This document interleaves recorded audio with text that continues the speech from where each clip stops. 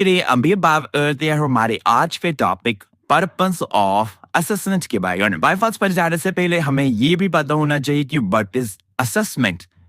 So the L assessment refers to the wide variety of methods or tools that educators use to evaluate or measure learning progress, skill acquisition, or educational needs of student.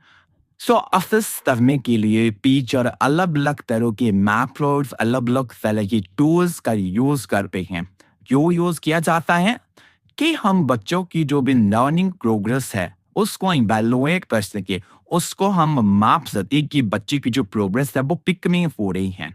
हम ये पता लगा सके कि बच्चा skills को acquire करना है या फिर नहीं कर रहा है, और बच्चे की क्या क्या एजुकेशनल नीड्स हैं। इन सभी का पता लगाने के लिए असेसमेंट ली जाती है। हम स्टूडेंट्स को असेस करते हैं, ठीक है। और असेसमेंट की अलग अलग टाइप्स भी हैं, जैसे फॉर्मेटिव असेसमेंट है, समेटिव असेसमेंट है, डायग्नोस्टिक असेसमेंट है। उसके बारे में हम नेक्स्ट वीडियो में बात करेंगे, बट अभी बात करेंगे यहाँ पर हम पर्पस ऑफ असेसमेंट की क्या रीजन है, क्या पर्पस है बिहाइंड द असेसमेंट। सो यहाँ पर 9 पर्पस लिखे हैं जो आपके सिलेबस में हैं, वही मैंने यहाँ पर ऐड की है, ठीक है। सो सबसे पहले है प्रोग्नोस्टिक, द चेंज की प्रिडिक्ट करना कि बच्चा कैसा परफॉर्म करेगा, ठीक है।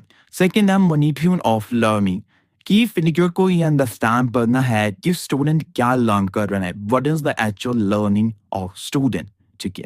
थर्ड वन है प्रोवाइडिंग फीडबैक, कि एडिटर को फीडबैक देना है कि बच्चा किस तरह से लर्न कर रहा है।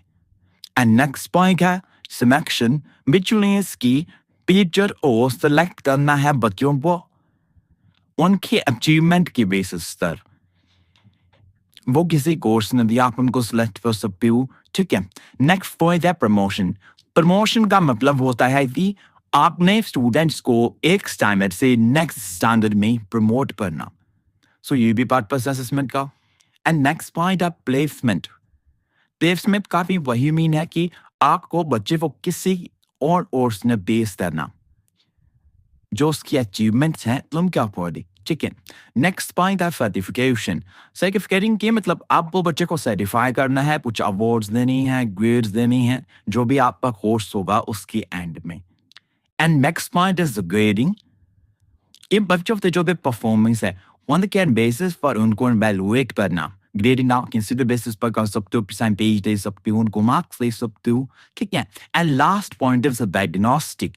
डायग्नोस्टिक मीन्स कि पहले आपको बच्चे की जो भी लर्निंग डिफिकल्टीज आ रही हैं उनको डायग्नोस करना, फिर उसके बाद हमको रेमेडी देना, ठीक है, ठीक है। इन डिफिकल्टीज को ओवरकम करवाने की कोशिश करना।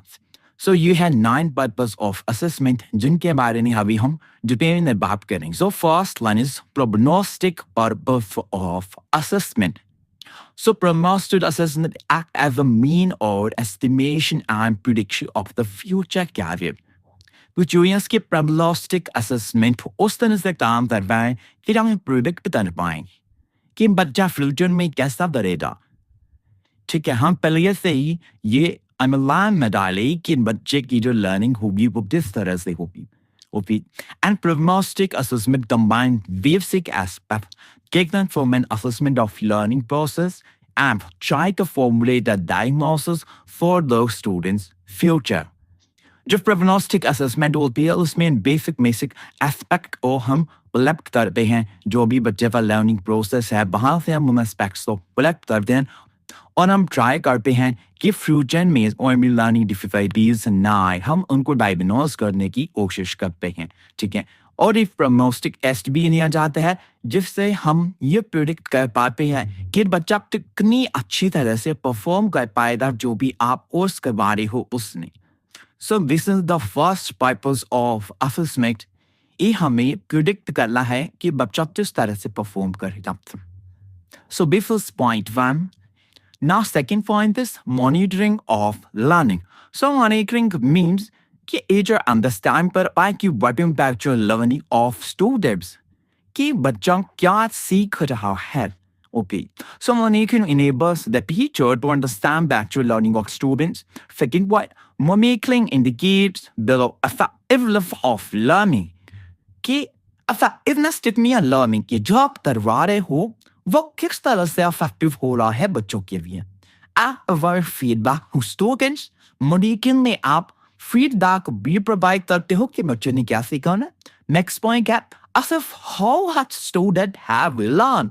मॉनिटरिंग में ये भी आता है कि टीचर ये असेस कर पाएगा कि बच्चों ने कितना सीखा है, ठीक है, और उससे उसका प्रीवियस परफॉर्मेंस जो है वो भी इम्प्रूव होगी.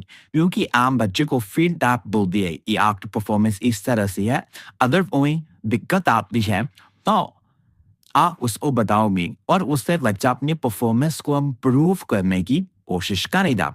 और मम्मी किंग से हम आइडेंटिफाई भी कर सकते हैं कि क्या वीकनेसेस आ रही हैं टीचिंग लर्निंग के प्रोसेस में, और आप स्ट्रेंथ को भी बिल्ड कर सकते हो. ठीक है. So this is the second purpose of assessment, that is the monitoring of learning. Now, third is providing feedback. Feedback का मतलब होता है कि आपको रिस्पॉन्स करना है रिगार्डिंग द स्टूडेंट्स परफॉर्मेंस और बिहेवियर, कि बच्चा किस तरह से परफॉर्म कर रहा है. अगर आपने कोई टेस्ट दिया है तो आप उसको मार्क्स देते हो in the form of feedback. आप उसको वर्बली भी बोल सकते हो या आपका ये स्कोर है, ठीक है, आप जेस्चर्स के माध्यम से भी बच्चे को बता सकते हो, आप अपना फीडबैक दे सकते हो, ठीक है, कि बच्चा किस तरह से परफॉर्म कर रहा है. And the purpose of the feedback and assessment and learning process is to improve students' performance. और फीडबैक का क्या पर्पस है? फीडबैक का ये पर्पस है कि बच्ची की जो परफॉर्मेंस है उसमें हम इम्प्रूवमेंट ला सके. अगर स्टूडेंट कहीं पर लैग कर रहा है तो टीचर उसको फीडबैक देगा कि आपको यहाँ से इम्प्रूव करना है, ठीक है, तो उसने हेल्प मिलती है, बच्चा भी इजीली इम्प्रूव कर पाएगा अपनी डिफिकल्टीज को. So this is point code. Next point is selection. ठीक है, जैसे और भी एंट्रांस टेस्ट होता है, जैसे ही एंट्रांस टेस्ट हुआ बीएड का, उसके बाद ही आप सिलेक्ट हुए क्योंकि आप में वो एबिलिटी है कि आप बीएड कर सकते हो. ठीक है, सो उसी तरह से स्टूडेंट्स को भी सिलेक्ट किया जाता है किसी भी पर्टिकुलर कोर्स के लिए. और हम सिलेक्शन किसी भी तरह से कर सकते हैं, एंट्रांस टेस्ट से कर सकते हैं, हम बच्चे का इंटरव्यू ले सकते हैं कि वो बच्चा उस पर्टिकुलर कोर्स के लिए रेडी है या फिर नहीं है. ठीक है, उसमें वो एबिलिटी है या फिर नहीं है. So this is the main motive of selection. Next point is promotion, which means कि बच्चे को प्रमोट किया जाता है एक क्लास से नेक्स्ट क्लास में. ठीक है, जिस क्लास में अभी है, जैसे बच्चा 6th क्लास में है तो उसको 7th क्लास में प्रमोट किया जाएगा, उसको नेक्स्ट क्लास में भेजा जाएगा. और जो प्रमोशन होती है वो at the end of academic year हम करते ना. Next syllabus is placement. So placement क्या है? Placement assessment are used to place students into a course level or academic program. कि हम बच्चे को किसी पर्टिकुलर कोई भी जो कोर्स है उसमें हमने बच्चे को प्लेस करना है. So this is placement. ठीक है, और जो प्लेसमेंट होगी वो कब हम करेंगे? Placement assessment are administered before a course or program begins. जैसे ही कोई प्रोग्राम शुरू होने वाला है, कोई कोर्स शुरू होने वाला है, उससे पहले हम प्लेसमेंट असेसमेंट करते हैं कि बच्चे में वो एबिलिटी है उस पर्टिकुलर कोर्स के लिए या फिर नहीं है. To understand the position of learning before placing in any learning situation. वही बात है कि हमने ये अंडरस्टैंड करना है कि क्या वो लर्नर उस पर्टिकुलर कोर्स के लिए एलिजिबल है या फिर नहीं है. So this is the main motive of placement and this is also the purpose of assessment. Next purpose of assessment is certification. जिसे सर्टिफाई किया जाता है आपको आपकी अचीवमेंट्स के लिए. ठीक है, उसी तरह से हम स्टूडेंट्स को भी सर्टिफाई करते हैं at the end of learning course. किस तरह से सर्टिफाई किया जाता है कि बच्चों को किसी तरह के अवार्ड्स दिए जाते हैं, ग्रेड्स दिए जाते हैं या फिर मार्क्स दिए जाते हैं which represent the level of their achievement. ठीक है, and an academic certificate is a document that certifies that a student has received specific education or has passed a test or class. और academic certificate वो document होता है जिसमें ये लिखा जाता है कि बच्चे ने ये पर्टिकुलर जो क्लास है वो पास कर ली है. So this is the purpose of assessment.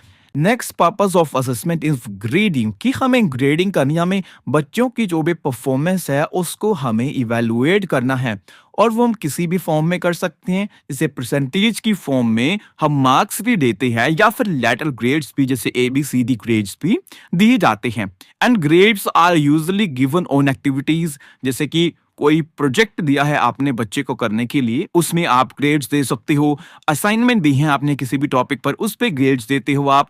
Test लिया है आपने तो उस पर आप ग्रेड्स देते हो। सो ये भी पर्पस है असेसमेंट का कि हमने ग्रेड्स देने हैं। Now nextly last purpose of assessment is diagnostic. Diagnosis का मतलब होता है कि हमें लर्निंग डिफिकल्टीज फाइंड करनी है, कि अगर बच्चा कहीं पर लैग कर रहा है तो टीचर को ये पता लगाना है कि उसकी डिफिकल्टीज क्या हैं, वो क्यों लैग कर रहा है, क्या रीजन है उसका, और टीचर पहले उसको डायग्नोज करेगा, पता लगाएगा, देन उसके बाद रेमेडी प्रोवाइड करेगा। अगर बच्चे को एक्स्ट्रा क्लास की नीड है तो टीचर एक्स्ट्रा क्लास भी लगाएगा बच्चे की, उसको एक्स्ट्रा नॉलेज चाहिए तो एक्स्ट्रा उसको अलग से पढ़ाएगा। सो वो होता है रेमिडियल कोर्सेज, या फिर रेमिडी हमें बच्चों को प्रोवाइड करनी है, पहले डायग्नोज किया जाता